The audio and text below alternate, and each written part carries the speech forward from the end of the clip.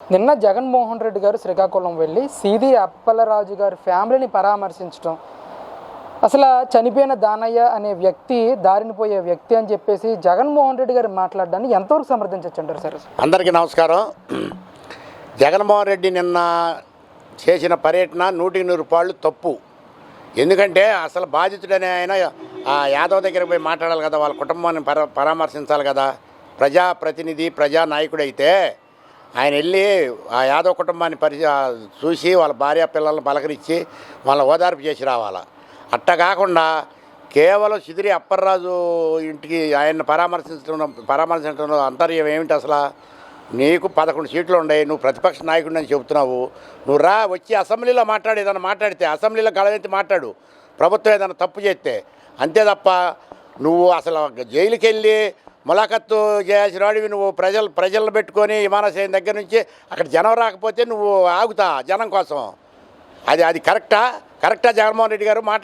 చూడండి, మీరు ఒకసారి ఆలోచించండి. జనం అంటే ఇది ఏమన్నా ఎలక్షనా అంట. ఎలక్షన్ అయితే నువ్వు ప్రజలను వెంబడి పెట్టుకొని చేయొచ్చు. నీకు చివరికి ములాఖత్తుకి వెళ్ళాడు, నువ్వు సిదిరి అప్పలరాజు కూడా పలకడానికి అవకాశం లేకుండా జరిగిందిగా నీకు.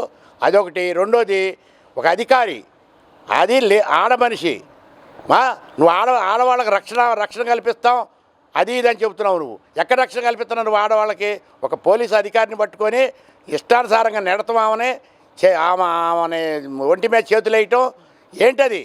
ఏమనుకున్నారు మీరు అసలు?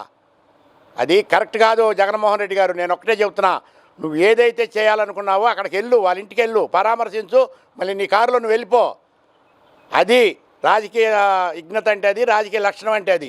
అంతే తప్ప నువ్వు ఒక 1,00,000 మందిని జనాన్ని వేసుకొని ఏదో ఇప్పుడు నేను పిలిచినా వస్తారు, ఎట్టొస్తారు?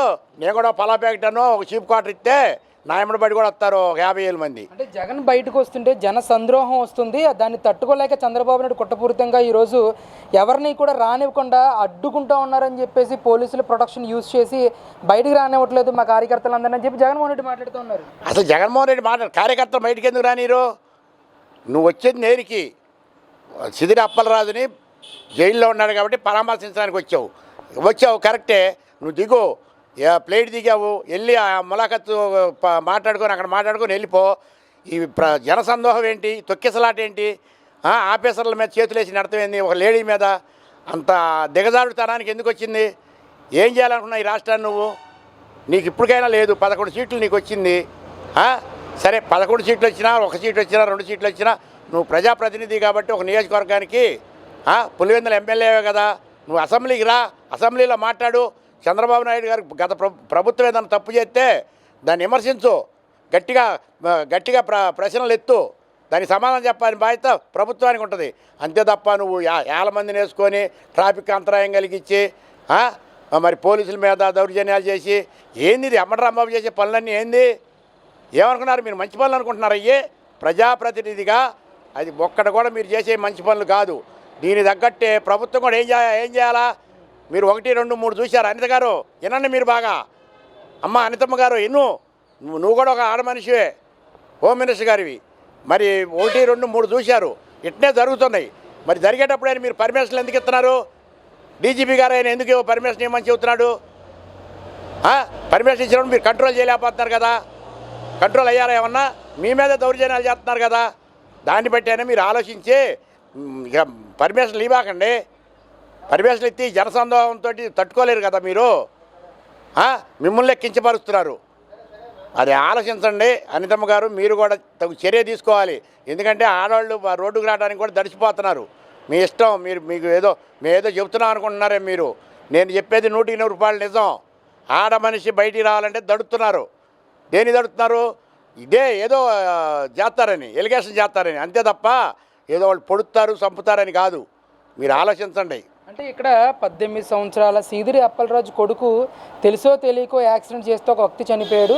దానికి ఇంత రాద్ధాంతం చేయాలా? కుట్రపూరితంగా తన జీవితం మొత్తాన్ని కూడా ఈరోజు చంద్రబాబు నాయుడు కూటమి ప్రభుత్వం నాశనం చేస్తూ ఉంది సీదిరి అప్పలరాజు కొడుకు జీవితాన్ని అని చెప్పేసి జగన్మోహన్ రెడ్డి మాట్లాడుతారు. అసలు సిదిరి అప్పలరాజు కొడుకే యాక్సిడెంట్ చేసి చంపేసిన ఆయన వాళ్ళ కుటుంబాన్ని ఏమనుకోవాలి? 2 పిల్లలు, భార్య, తల్లి రోధిస్తుంది. మరి వాళ్ళు ఏమనుకోవాలమ్మా? నీ పిల్లగాడు సేఫ్గా ఉన్నాడు, యాక్సిడెంట్ జరిగినా కానీ మరి నీ పిల్లగాడిని వేయటానికి నువ్వు ఎన్నో రకరకాల తిప్పలు పడి ఏరే వాడిని తీసుకొచ్చి పెట్టావు. అవన్నీ తప్పులు కదా. ఏం కూటమి ప్రభుత్వం చేసేదేంది? ఏ ప్రభుత్వం ఉంటే ల్యాండ్ ఆర్డర్ ప్రకారం వెళ్తారు అంతే తప్ప ఏదో చిదిలి అప్పలరాజు అయినా లేదా గాంధీ అయినా వెళ్ళరు. అది ఎట్టుంటే అట్టు వెళ్తారు. 18 సంవత్సరాలు అయినా మరి యాక్సిడెంట్ చేసి చంపేసావు కదా, చచ్చిపోయాడు కదా. అయినా నువ్వు చేయాల్సింది చిదిలి అప్పలరాజు చేయాల్సింది ఏంది? ఒక డాక్టర్గా ముంగల దెబ్బ తగిలిన అతను హాస్పిటల్ తీసుకెళ్ళాలా. తీసుకెళ్లకుండా నీ ఇష్టం వచ్చినట్టు నీ కొడుకుని సేఫ్ సైడ్ చేయడానికి ఇంకోటి తీసుకొచ్చి పెట్టి నీ కొడుకు 18 ఏళ్ళలో 20 ఏళ్ళలో 15 ఏళ్ళలో నీ కొడుకు మన ఒకటి చచ్చిపోయాడుగా, ఒక కుటుంబం ఆగమైపోయిందిగా. అది ఆలోచించవయా జగన్మోహన్ రెడ్డి, అది ఆలోచించు. అంతేగాని నువ్వు గంజాయాలను పరామర్శించటం మరి రౌడీల పరామర్శించడం ఇది కాదు. జగన్మోహన్ రెడ్డి గారు గుర్తుపెట్టుకో. అంటే ఆయన పరామర్శలు ఎలా ఉన్నాయండి? జగన్మోహన్ రెడ్డి గారు ఓడిపోయిన తర్వాత ఆయన పరామర్శించే వ్యక్తులు కానీ, పర్యటనలు కానీ, ప్రెస్ మీట్లో ఆయన మాట్లాడే మాటలు కానీ ఏ విధంగా నేను మొదటి నుంచి కూడా అసలు అంతా దౌర్జన్యం దహనకాండలాగా ఉంది. కానీ ఇది జగన్మోహన్ రెడ్డి గారిది ఒక ప్రజాప్రతినిధిగా ప్రజల్లో మమేకమయ్యి ప్రజలకి మంచి చేసే ఆలోచన ఒకటన్నా కనపడుతుంది ఎక్కడన్నా ఈ 2 సంవత్సరాల నుంచి. ఇంకా కూటమి ప్రభుత్వం సరే భగవంతుడే అందరికి మంచివాడు కాదు. కూటమి ప్రభుత్వం చంద్రబాబు నాయుడు గారు ఆయన శాయశక్తిలా నెట్టుకొస్తున్నాడు. పవన్ కళ్యాణ్ గారు కానీ మరి అట్నే లోకేష్ గారు కానీ చంద్రబాబు నాయుడు గారు కానీ దాన్ని చూసి మనం సంతోషపడాలా. ఈ పార్టీ అది నేను కాంగ్రెస్ వాదినే. నేనేమన్నా చంద్రబాబు నాయుడు మనిషిని కాదు, నేను కాంగ్రెస్ మనిషిని. మీరైనా అర్థం చేసుకోండి. జగన్మోహన్ రెడ్డి గారు మనం ఎట్టుండాలి? చంద్రబాబు నాయుడు గారు తప్పు చేస్తే విమర్శిద్దాం. ఇక్కడ రాజధానిలో ఏదైనా తప్పు జరిగితే ఫస్ట్ విమర్శించేది నేనే. నేను డైలీ వెళ్ళి పని మొఖం దగ్గర చూసి వస్తున్నా. మరి ఏదైనా తప్పు జరిగితే నేను మాట్లాడతా. మరి అంతే తప్ప నువ్వు అసలు ఒక పద్ధతిగా రావటం మాత్రం మీకు ఎటువంటి ఇది లేదు. మీరు జనాన్ని ఎంబడేసి రావటం, ట్రాఫిక్ అంతరాయం కలిగేయటం, ఏదో ఒకసారి ఒక మనిషి చచ్చిపోవటం ఏంది ఇది? రోతగా ఉంది. కానీ రాష్ట్రంలో జగన్మోహన్ రెడ్డి గారు అంటే అందరూ జనమంతా చేదరించుకుంటున్నారు. బయటికి ఎంత జనం వస్తున్నారు అనుకున్నాం. వచ్చే జనం కూడా మన ప్యాకెట్ కన్ను ముందు చేసాక వస్తున్నారు జగన్మోహన్ రెడ్డి గారు, గుర్తుపెట్టుకో. అంటే ఇక్కడ సీదిరి అప్పలరాజు సౌమ్యుడు పెద్ద చదువులు చదువుకున్న వ్యక్తి, డాక్టర్ చదువుకున్న వ్యక్తి.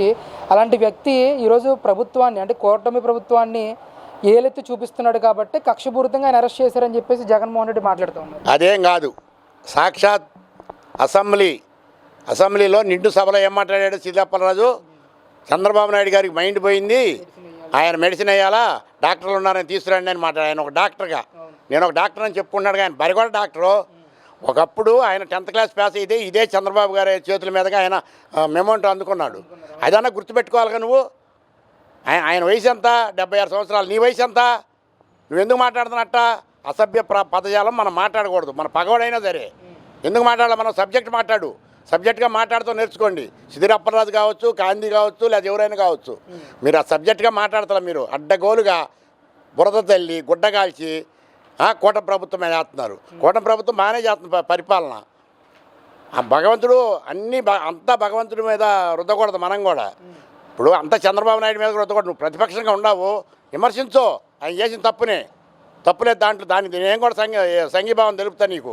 అంతేగాని అడ్డగోలుగా బురద మీద ఎత్తే కుదరదండి. ఇకనైనా తెలుసుకొని నువ్వు జగన్మోహన్ రెడ్డి గారు, మా రాజశేఖర రెడ్డి గారి పేరు మాత్రం పోగొట్టమాకు మా యందు దయించి.